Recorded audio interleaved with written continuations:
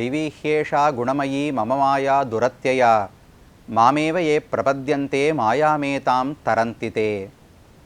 பகவான் கண்ணன் கீதையில் மோட்சமடைவதற்கு என்ன செய்ய வேண்டும் என்று சொல்லும் பொழுது அர்ஜுனனை பார்த்து தெரிவிக்கிறார். அர்ஜுனா, இந்த சம்சாரம் என்பது என்னால் ஏற்படுத்தப்பட்ட ஒரு கட்டு. இப்பேற்பட்ட ஆச்சரியமான ஒரு உலகத்தை படைத்து அதில் இந்த ஜீவாத்மாவை நான் கட்டுப்படுத்தி வைத்திருக்கும் பொழுது அவனாக தன் முயற்சியாலே இந்த கட்டை அவிழ்த்து கொண்டு விடுதலை அடைவதென்பது மிகவும் கடினமானது. அதனால் மாமேவ ஏ பிரபத்யந்தே மாயாமேதாம் தரந்திதே, கட்டி வைத்தவனான என்னுடைய திருவடிகளை யார் சரணமாக பற்றுகிறார்களோ அவர்களுக்கு எளிமையாக நானே வைகுந்தத்தை கொடுக்கிறேன், இந்த சம்சாரத்திலிருந்து தாண்டுவிக்கிறேன் என்று கூறுகிறார். அப்படி நமக்கெல்லாம் கடலை கடைப்பதற்கான கப்பல் போல பகவான் ஸ்ரீமன் நாராயணன் இருக்கிறார். அந்த பண்பை வெளிப்படுத்தும் திவ்யதேசம்தான் மலையாள திவ்யதேசங்களில் ஒன்றான திருநாவாய் என்கிற ஸ்தலம்.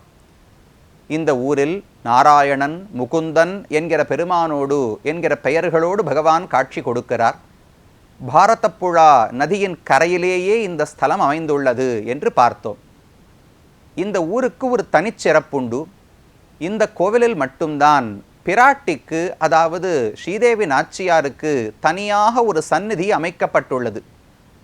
நம்முடைய தமிழகத்தில் பார்த்தோம் என்றால் அநேகமான கோவில்களில் தனிக்கோவில் நாச்சியார் என்று தாயாருக்கு தனியாக ஒரு சந்நிதி இருக்கும். ஆனால் மலையாள திவ்யதேசங்களில் அப்படி கிடையாது. பெருமானோடு கூடவே அவன் திருமார்பிலேயே தான் பிராட்டி அநேகமாக எழுந்தருளி இருப்பாள்.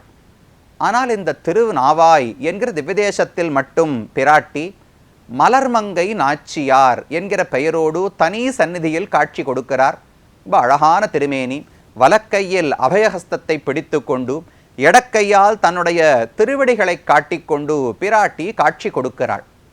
ஏன் பிராட்டிக்கு இந்த ஊரில் மலர்மகள் நாச்சியார் என்று திருநாமம் என்று பார்த்தால் அது இந்த ஊர் ஸ்தல புராணத்தோடு தொடர்புபட்ட ஒரு கதை.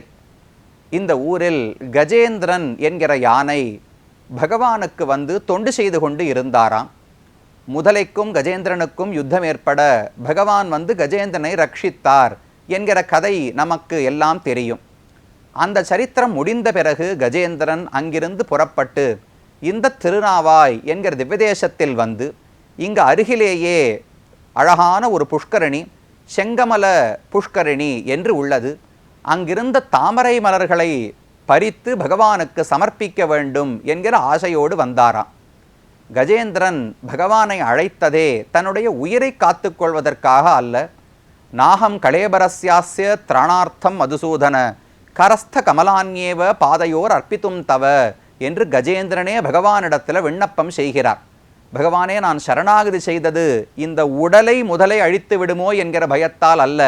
நான் புஷ்கரணியில் பறித்த புஷ்பத்தை உன் திருவடியில் சேர்க்க ஆசைப்பட்டேன்.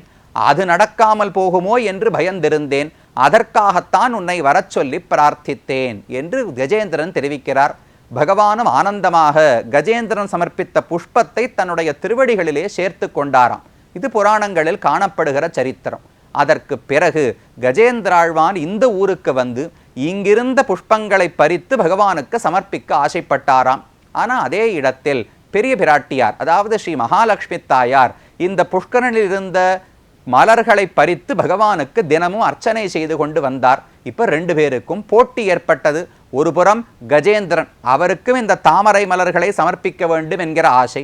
மற்றொரு பக்கம் ஸ்ரீதேவி நாச்சியார், அவருக்கும் இதே கைங்கரியத்தில் ஈடுபாடு இருந்தது. ரெண்டு பேரும் போட்டி போட்டுக்கொண்டு காலை வேளையில் இங்கிருந்த செங்கமல தீர்த்தம் என்கிற தீர்த்தத்துக்கு வருவார்களாம். கஜேந்திரன் 5 மணிக்கு வந்தா அதுக்கு முன்னாடியே பிராட்டி வந்து பறித்து விடுவாளாம். கஜேந்திரன் 4:30 மணிக்கு வந்தால் அதற்கு முன்னாடியே பிராட்டி வந்து பறித்து விடுவாளாம். கஜேந்திரனுக்கு என்ன செய்வதுன்னு தெரியாமல் பகவானிடத்திலே போய் பிரார்த்தித்தார். நான் யாரோடு போட்டியிடுவது? மகாலட்சுமியோடு போட்டியிட்டு நான் ஜெயிக்க முடியுமா? ஆனால் எனக்கு சமர்ப்பிக்க வேண்டும் என்று ஆசையாக இருக்கிறது. அதனால் இதற்கு நீரே பதில் கூற வேண்டும் என்று பகவானிடத்தில் பிரார்த்தித்தார்.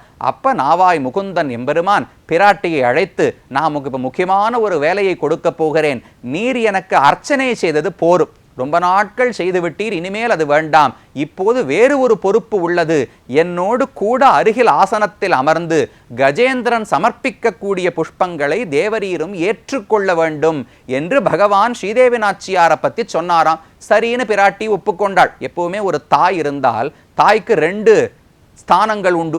ஒன்று, நாமும் ஒரு தந்தை இருக்கிறார், அந்த தந்தைக்கு மகன் மகளும் ஏதாவது உதவி செய்கிறார்கள், தாயும் உதவி செய்வாள். அப்ப கணவன், இப்போ ஒரு வீட்டில் கணவர் இருக்காருன்னு வச்சுங்களேன், குழந்தைகளும் அந்த கணவரை விழுந்து சேவிப்பார்கள், தாய் தந்தையை 2 பேரையும் விழுந்து சேவிப்பார்கள், அந்த தாயும் அந்த தந்தையை விழுந்து சேவிப்பார் அல்லவா. அந்த விதத்தில் பார்த்தால் நமக்கும் மகாலட்சுமிக்கும் போட்டி தான்.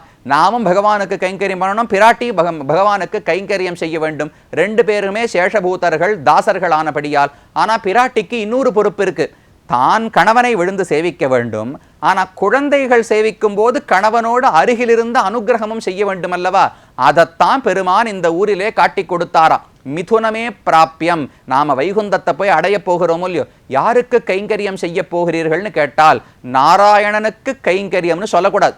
பிரம்மச்சாரியா தனியா நாராயணனுக்கு கைங்கரியமே பண்ணக்கூடாது. ஸ்ரீமன் நாராயணன், பிராட்டியோடு கூடின நாராயணனுக்குத்தான் கைங்கரியம் செய்ய வேண்டும் என்று பெரியோர்கள் கூறுகிறார்கள். வால்மீகி ராமாயணத்தில் லக்ஷ்மணன் ராமனிடத்துல சரணாகதி பண்ணுகிறார். அதுக்கு மேல கைங்கரியத்தை கொடுன்னு பிரார்த்திக்கும் போது பிராட்டியோடு கூட பவாம்ஸ்து சகவைதேஹ்யா கிரீசானுஷ ரம்சதே, ராமா நீயும் சீதையும் காட்டில் ஆனந்தமா திரிந்து கொண்டிருங்கள், நான் உங்களுக்கு எல்லா பணிவிடைகளையும் செய்கிறேன் என்று லக்ஷ்மணனுடைய பிரார்த்தனை. அப்ப பகவானை தரிசிக்க போகும்போதும் பிராட்டி மூலமாகத்தான் செல்ல வேண்டும்.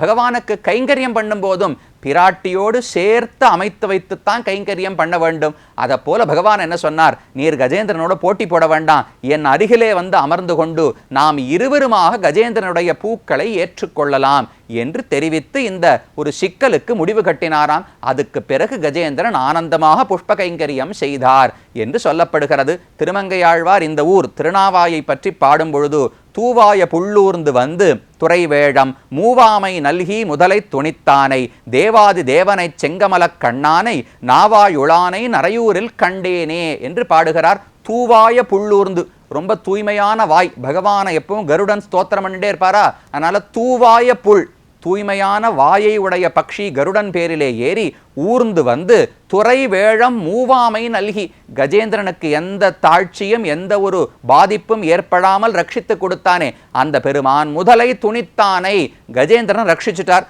முதலையை கொன்று விட்டார். யார் இவர்? தேவாதி தேவன், உலகத்துக்கெல்லாம் இவர்தான் தேவர்களுக்கும் தலைவனாக இருக்கிறார். அந்த பெருமானை, செங்கமல கண்ணானை நாவாயுளானை, கஜேந்திரனுக்கு உதவின பெருமாள் தான் திருநாவாயிலே இருக்கிறார் என்று திருமங்கையாழ்வார் இதை குறிப்பிடுகிறார். அப்ப கஜேந்திரனுக்கும் மகாலட்சுமி தாயாருக்கும் போட்டியை பகவான் தீர்த்து வைத்தார். அதனால தான் மலர்மகள் நாச்சியார், மலர்மங்கை நாச்சியார் என்கிற பெயரோடு தனிக்கோவில் தாயாராகவே இந்த கோவிலில் மட்டும், மலையாள திவ்யதேசங்களில் இங்கு மட்டும் இந்த சிறப்பு உண்டு.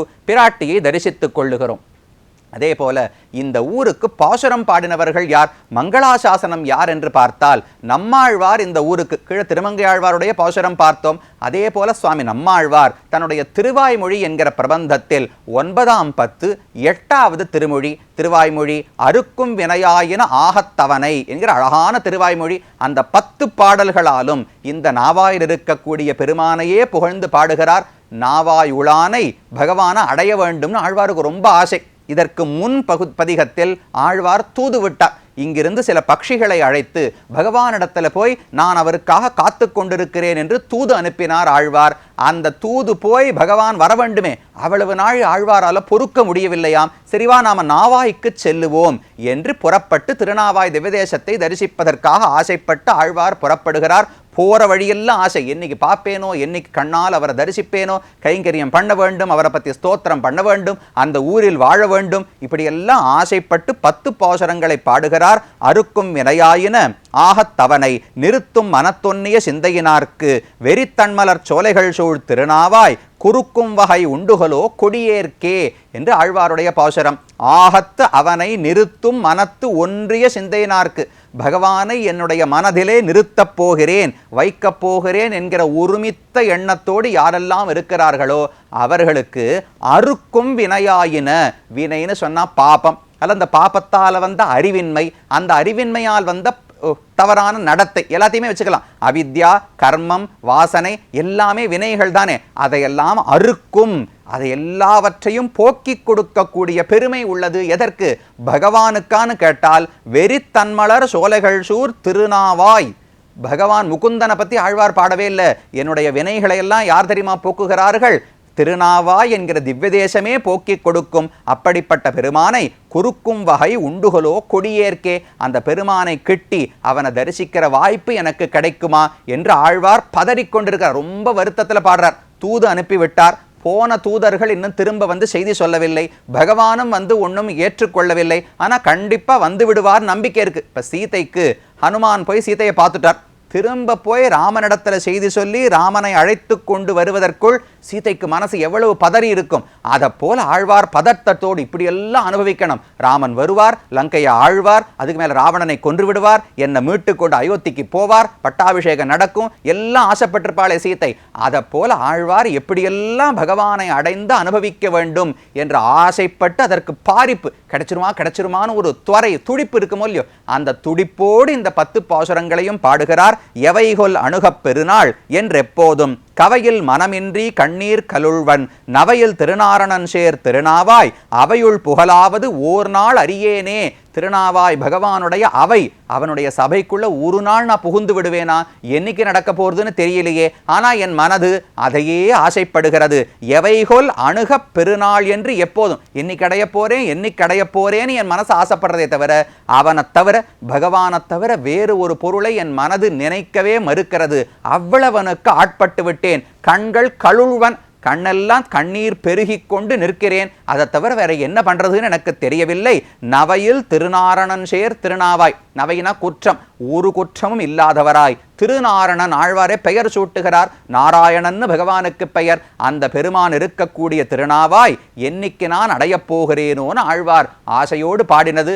இந்த 10 பாசுரங்களும் ஆளவந்தாருக்கு ரொம்ப பிடித்தமான பாசுரங்களாம். ஏன்னா ஒவ்வொரு பக்தன், ஒவ்வொரு சரணாகதனும் என்ன பண்ணணும்? என்னைக்கு பகவான் அழைத்துக் கொள்வார், என்னைக்கு வைகுந்தம் போவேன், என்னைக்கு அவரை தரிசிப்பேன், என்னைக்கு கைங்கரியம் செய்வேன் என்கிற ஆவல் துடிப்போடு தினமும் இருக்கணுமா? அந்த துடிப்பை ரொம்ப அழகா நம்மாழ்வார் பாடிக்காட்டி இருக்கிறார். அதனால இந்த 10 பாசுரங்களையும் ஆளவந்தார் தினமும் எப்பவுமே சிந்தித்துக் கொண்டே இருப்பாராம். அருக்கும் வினையாயின பதிகத்தை விடாமல் ஆளவந்தார் அனுசந்தானம் செய்வாராம். ஒரு பக்தன் ஒரு சரணாகதி செய்து பகவான் வந்து ரட்சிக்க போகிறார் என்கிற உறுதி இருக்கிறது. ஆனால் ஆட்டமே ஒரு 10 வருஷம் கழித்து பகவான் கொடுப்பார்னு ஆறி இருக்க முடியவில்லை. இப்போ வந்துருமான்னு ஒரு துடிப்பு இருக்கிறதே. அந்த துடிப்போடு ஆழ்வார் திருநாவாய் முகுந்தன் எம்பெருமானை தரிசிக்க ஆசைப்பட்டு பாடுகிறார். அது இந்த ஊருக்கு இருக்கக்கூடிய பெருமை. பிள்ளை பெருமாள் ஐயங்கார் இந்த ஊரை பற்றி பாடும் பொழுது, பறந்து திரி தரினும் பாவியேன் உள்ளம் மறந்தும் பிரிதறியா மாட்டா சிறந்த திருநாவாய் வாழ்கின்ற தேவனை அல்லால் என் ஒரு நாவாய் வாழ்த்தாது உகந்து.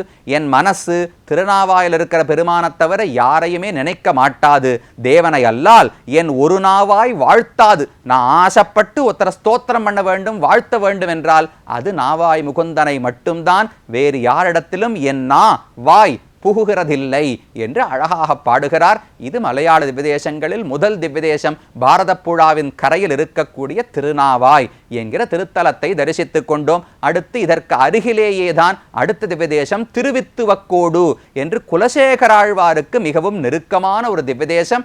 அங்கும் பெருமான் எப்படி இருக்கிறார், அந்த ஸ்தலத்தினுடைய பெருமை என்ன என்பதை அடுத்த பகுதியிலே பார்ப்போம். தற்போது நாவாய் முகுந்தன் திருவடிகளே சரணம். அவனுடைய திருவடிகள்தான் நமக்கும் மோட்சத்தை அடைவதற்கான தோணி படகாக இருக்க வேண்டும் என்று பகவானிடத்திலே பிரார்த்தித்து கொண்டு, பக்கத்தில் தாயாரும் இருக்கிறாளே, அவள் சிபாரிசு செய்தாதான் பகவான் நம்ம படகுலையே ஏத்துவார். நானா நேர படகுல ஏற முடியாது, பிராட்டி பிடிச்சு கையை தூக்கி ஏற்றி விட வேண்டும். பிராட்டி திருவடிகளிலும் பிரார்த்தித்து கொண்டு இங்கிருந்து விடை பெற்றுக் கொள்வோம்.